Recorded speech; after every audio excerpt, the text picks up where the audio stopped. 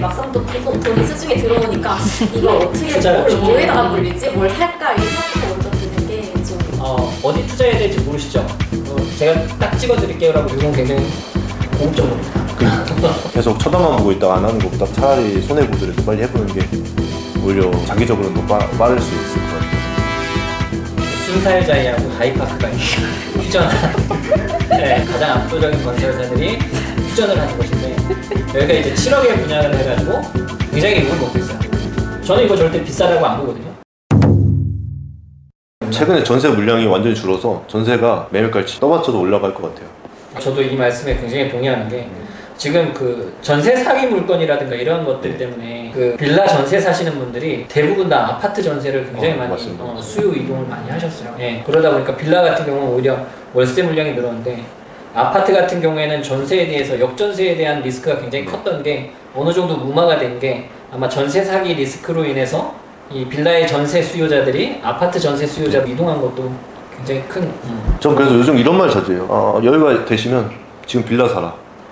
빌라도 이제 결국 아파트가 내년쯤 되면 이제 아파트가 물량이 줄잖아요. 공급이 감소하면 또 빌라로 다시 돌아올 거예요. 빌라도 올라갈 거예요. 지금 같이 쌀 때 빌라 뭐 급매로 아니면 후려쳐서 사면 나중에 또 그게 팔리기만 하면 수익도 괜찮고 리모델링 조금만 셀프로 하든지 아껴서 하면 다시 전세 빼기도 괜찮고요. 뭐 선순위 근저당만 잡아주면 사실 빌라 위험할 거 없거든요. 그것도 잘 생각하면 이제 한 1억 이하로 뭐 빌라 투자하는 것도 나쁘지 않은 선택인 근데 저도 것 같아요. 이 말에 굉장히 동의하는데 제가 경매 실전반에서 항상 이런 얘기예요. 어디 투자해야 될지 모르시죠? 제가 딱 찍어드릴게요 라고 얘기를 하면서 우리나라에 지금 오세훈 시장이 밀고 있는 게 서울 빌라 시장의 신속통합기획이라고 해서 이게 1차 21곳, 2차 25곳, 좀 46곳을 발표했어요. 네. 이게 다 빌라촌이거든요. 네. 그러니까 얘네들은 노다지입니다. 여기에서 경매 물건으로 나와서 받게 되면 이거 무조건 1000뛰기에서 2000뛰기가 돼요. 무조건. 근데 그 경쟁도 치열하지 않아요? 근데 이러한 것들이 이제 앞으로 나오는 경우도 몇 건 없고 네. 지금 현재 진행되는 게 40몇 건 다 두세 개밖에 안 돼요. 그러면 이건 어차피 경쟁률이 남다고 하더라도 제가 지난달에 입찰을 했던 것도 저는 사실 5000뛰기에서 들어가서 3등 했거든요. 근데 1등 낙찰받은 사람이 신림 7구역이라고 해가지고 여기도 신속통합기획이 확정이 된 곳이에요. 여기에 1등 한 사람이 2억에 낙찰받았는데 이게 실질적으로 매물가는 3억이 넘고 제가 부동산 가서 알아보니까 당장 급하게 한 달 내에 팔고 싶으면 2억 5천에 내놔라 하더라고요. 그러니까 이 사람은 상품화 과정 1000만 원 거치고서 사실 한 3000에서 4000 뛰기 하려고 했는데 이분이 1등 하셨어요. 저는 5000 뛰기 하려고 해서 3등 했고. 그러면 이 신속통합기획 말고 이제 무화주택이라는 것도 있어요. 네, 무화주택도 굉장히 많이 동서를 걷고 있는 데라든가 이런 것들 다 찾아 물론 노가다가 굉장히 많이 필요합니다. 이 지역 다 해가지고 경매 나오는 게 물건이 있나 없나 이런 것들 다 확인을 해야 되니까 그러면 그 안에 만약에 나와 있는 것들을 내가 욕심을 버리고 1000뛰기, 2000뛰기 한다? 이건 무조건 논하는 거예요. 네, 정말 이거는 왜냐하면 그 다음 수요자가 맞춰주거든요. 빌라 이거 누가 사? 빌라 사면 방금 전에 빌라 말씀하셨으니까 제가 잠깐 강의 내용을 얘기를 하는 건데 빌라 누가 사라고 얘기를 하면서 빌라는 절대 사면 안 돼. 여기 투자로서도 안 좋아. 근데 실질적으로 인허가 이런 것들 보게 되면 10년 평균으로 해가지고 60% 하락했고요. 이거는 둘째 친다고 하더라도 오세훈 시장이 신속통합기획이라든가 무화주택에 대한 이런 주택 발표, 건설 발표들을 많이 하면서 투자 수요들이 굉장히 많이 들어갔어요. 근데 이게 일반 매매가 이게 왜 논하는 노다지 그거냐면 그러니까 이게 왜 돈이 될 수밖에 없는 투자냐면 일반 매매는요 신속통합기획이라든가 무화주택이 확정이 되면 토지거래 허가구역으로 묶여요. 그러면 실수요자들만 살 수 있어요. 실수요자들이 30년 된 썩빌에 들어가서 산다는 사람이 흔치는 않거든요. 근데 그러니까 경매로 낙찰을 받게 되면 실수요를 안 해도 돼요. 그럼 바로 이걸 다음 투자 수요라든가 뭐 몸빵을 하려고 하는 사람한테 던질 수가 있고 호재가 있다 보니까 어느 정도 상상 수요는 있거든요. 그래서 이러한 것들을 사시는 분들 저는 앞으로 계속 노력하라고 얘기해요. 지금 당장에 물건이 안 나와 있어도 언젠간 나올 수밖에 없고 이런 것들이 꾸준히 나와버릴 테니까 이것만으로도 분명히 돈이 되는 투자가 될 거다라고 저는 항상 얘기해요. 이건 굉장히 고급 정보입니다. 입지가 좋은 것은 좀 비싸게라도 사면 되고 입지가 안 좋은 것은 헐값에 주워 모으는 것도 괜찮은 것 같아요. 뭐 지금 뭐 화곡동 같은데 빌라 금매로 사면 다 돈 될 수 있습니다. 제 생각은 그렇습니다. 근데 화곡동은 전세 사기의 성지죠. 네. 말씀하신 신림동도 괜찮은 것 같아요. 요즘 분위기가 안 좋잖아요. 분위기 안 좋을 때 또 일부러 그런 데만 노리는 사람도 있어요. 뭐 어떤 신림동이 왜 분위기가 안 좋아요? 요즘 살인 사건 이런 게 좀 있으니까 뭐 집상촌이나 뭐 유흥가나 이런 안 좋은 데만 사시는 분도 있더라고요. 그런데 나중에 개발되면 그런 게 어차피 돈이 된다. 청초는 원래 엄청 노다지. 근데 중요한 건 그런 데는 다 여윳돈으로 해라. 대출 받아서 할 건 아니고. 청촌에 있는 데는 자체를 안 팔 거예요, 소유주들이. 거의. 근데 그게 정말 정말 천지개벽하면 청량리라든가 맞아요. 저 부간 2구역이나 3구역 같은 데 보면은 거기도 이제 예전에는 언덕 고가 이렇게 있었을 때 막 그런 빨간 뭐 이런 맞아. 뭐라고 해야 되나요? 그런 뭐라고 해요? 홍등가. 잘 몰라서. 네, 그런 집들이 굉장히 많이 있었는데 이게 그렇다고 해서 이게 주택 가격이 하락하는 요인은 아닌 것 같더라고요. 결국에는 사라지게 되고 새 아파트 올라가게 되고 하게 되면 지금도 미아리 이런 데는 도전해 볼 만하죠. 아직 가격 많이 안 오른 것 같은데. 그러니까 아직 있으니까. 거의 그런데 기름 뉴턴 바로 밑에. 호주들이 땅을 가지고 있는 경우가 많아요. 이제 가끔 경매도 나오고 뭐 살려고 알아보면 또 방법이 다 있더라고요. 네, 맞아요. 네, 부동산 수소업 나오면 다 있어요. 돈이 없지 살려면 다 있더라고요. 맞아요. 현장 가보면 지어짜면 다 나옵니다. 좋은데 알려드릴까요? 저 봉천 1, 2구역이라고 있습니다. 봉천동 봉천 찾아보시면 거기가 지금 무화주택 단지로 해서 동의서를 구하고 있어요.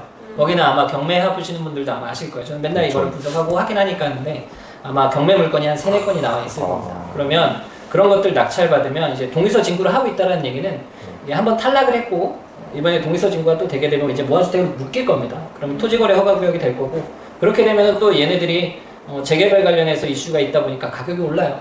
네, 가격이 오릅니다. 그리고 거기 한번 인정 가보시고 그런 것들 미리 잡아놓는 것도 굉장히 좋죠. 공천 1부 재개발이요.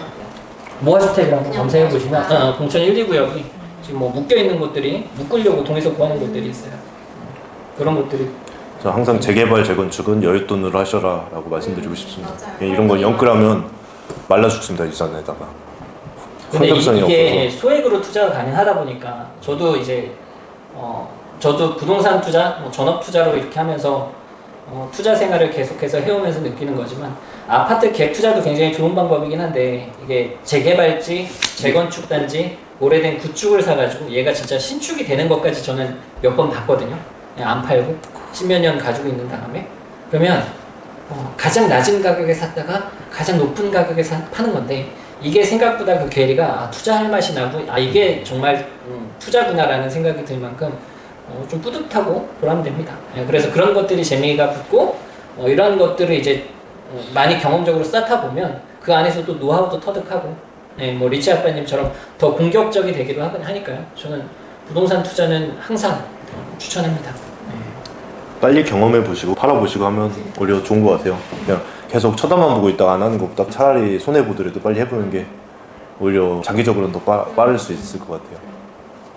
투자 중에 제일 마인드 컨트롤이 쉬운 게 부동산인 것 같아요. 그러니까 주식이나 이런 거는 황금성이 좋기 때문에 내가 막 너무 불안한데 이러고 팔아버렸다가 손해보는 경우가 있는데 부동산은 어쨌든 흐름이 좀 느리기도 하고 세입자 그 주기가 있기 때문에 어쨌든 2년은 기본적으로 들고 가면서 시장을 계속 관찰해야 할 수밖에 없거든요. 그러니까 강제적으로 마인드 컨트롤이 되는 부분이 있어서 좀 그런 부분들이 오히려 초보분들이 하기에 훨씬 낫지 않나.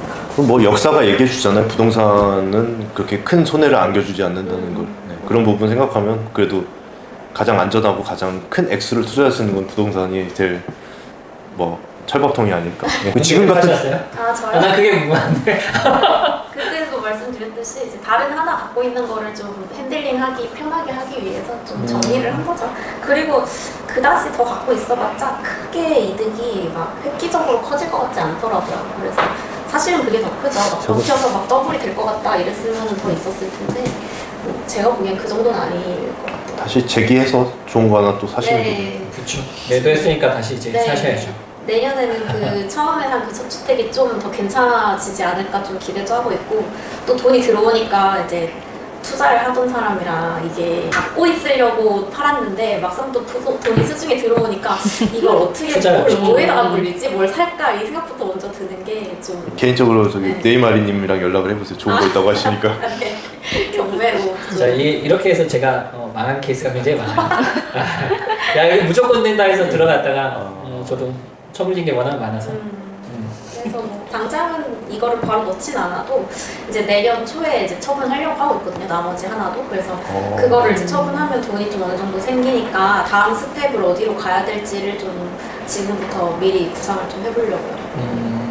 그럼 나머지 있는 주택도 매도하신 다음에 일단은 그럴. 그럼 어디 살고 있어요? 거주하실 집을 사시면 되죠. 근데 이제 지금 당장 제가 지금 거주하는 곳에 제가 가지고 있는 돈으로 살 수가 없어서 네, 이제 조금씩 좀 푸업 해가야죠. 피 안 붙은 분양권 사면 참 좋을 것 같은데. 분양가가 안 그래도 피 덜 붙은 네, 거. 생각하고 있었어요. 피 덜 붙은 데가 있나요? 피 안 붙은 데? 뭐 누구나 아는 그런 데는 이미 붙어 있죠. 근데 네. 조금만 외지로 가도 오를 때는 어차피 그런 게 먼저 올라가거든요. 입주할 때 되면. 아까 검단 말씀하셨잖아요. 네. 거기도 지금 분양권이 많이 있는 걸로 알고 있어요. 근데 이제 회사랑 직주 근접이 되면 그건 괜찮다고 봐요. 그래도 거기는 인천보다는 서울에 좀 가까운 서울이 어디 송도 이런 데보다 낫죠. 송도는 송도. 송도 엄청 비싸죠. 그 서울로 출퇴근이 가능한 곳 중에 하나라고 네, 저는 봐요. 이제 검단은 그렇죠. 저 김포 쪽이나 김포공항 쪽으로 아마 있으신 분들. 서울에 뭐 더 이상 신도시가 안 들어오잖아요. 그래도 가까운 신도시가 그 정도 아니까 뭐 이미 뭐 미사 이런 데 훨씬 비싸니까 살 수 있는 곳을 추천하자면 이제 그런 데 얘기하는 거죠. 맞아요. 확실히 앞으로 또 분양가는 올라갈 수밖에 없으니까 네, 분양가는 계속 올라가는 것 같아요. 이번에 얼마 전까지 제가 얘기를 했었던 대전의 숭어리샘 재건축 단지가 이번에 분양을 하는데 7억의 분양가 나왔거든요. 이거 가지고 이제 그 대전 분들이 욕을 굉장히 많이 하세요. 여기가 자이 아이파크인데 네. 환상의 조합이 둔산 자이 아이파크인데 순살 자이하고 다이파크가 있는 퓨전한 네. 퓨전한 정말 이렇게 퓨전 시키기도 어려운데 네. 가장 압도적인 건설사들이 퓨전을 하는 곳인데 여기가 이제 7억에 분양을 해가지고 굉장히 욕을 먹고 있어요. 사실 왜 그러냐면 사실 대전은 둔산동이 가장 비싼 동, 물론 동안신도시 빼고 둔산동이 가장 비싸긴 한데 여기는 사실 둔산동은 아니고 탐방동이거든요. 탐방동인데 둔산이라는 막 이런 이름들을 띄우는 것 자체도 말이 안 되거든요. 옆 동네인데 7억이라는 금액도 말이 안 된다 이렇게 얘기들을 많이 하시는데 아마 이번에 이 청약 경쟁률에 따라서 대전 부동산 시장이 또 아마 좀 흐름이 달라지지 않을까 싶긴 해요. 저는 이거 절대 비싸다고 안 보거든요. 왜냐하면 이제 수도권하고 저는 같이 보다 보니까 그 다음 건 더 비싸겠죠. 이게 안양이라든가 지금 보게 되면 뭐 광명이라든가 광명 사구역도 네, 분양이 13억 넘게 분양을 했는데 대전의 가장 큰 핵심지 중에 한 곳인 이곳이 7억에 분양을 했다? 근데 사람들은 굉장히 욕을 하는데 저는 이거 기회라고 봅니다. 만약에 대전에 청약공단 가지고 계신 분들 저는 이거 하셨으면 좋겠어요. 무주택자분. 아니 많이 올랐을 땐 청주 오창도 7억 갔는데요. 뭐. 지금 이게 7억 가지고 비싸다고 탐방 주제에 뭐 이렇게 얘기들을 하십니다. 네, 원래 그런 데가 나중에 더 잘 되죠. 네, 그런 것 같기는 해요. 네, 지역 주민이 욕하는 곳은 뭐 진리죠. 잘 그러니까 되죠. 분양가가 이제는 진짜 7억 이하로는 그러니까 핵심지 7억 이하로는 지방 도시도 쉽지는 않을 거다. 세종시 가면은 다시 이제 국회의사당 유치가 이제 거의 가시권에 왔다고 다들 뭐 플랜카드 많이 붙여놨더라고요. 국회의원들이 그런 이슈가 또 오르기 시작할 때는 이제 그런 게 다 이제 도화전이 되더라고요. 맞아요. 특히 총선 앞두고 있잖아요. 네네. 지금. 그래서 거기든 다시 한번 점프업 할 때가 됐습니다.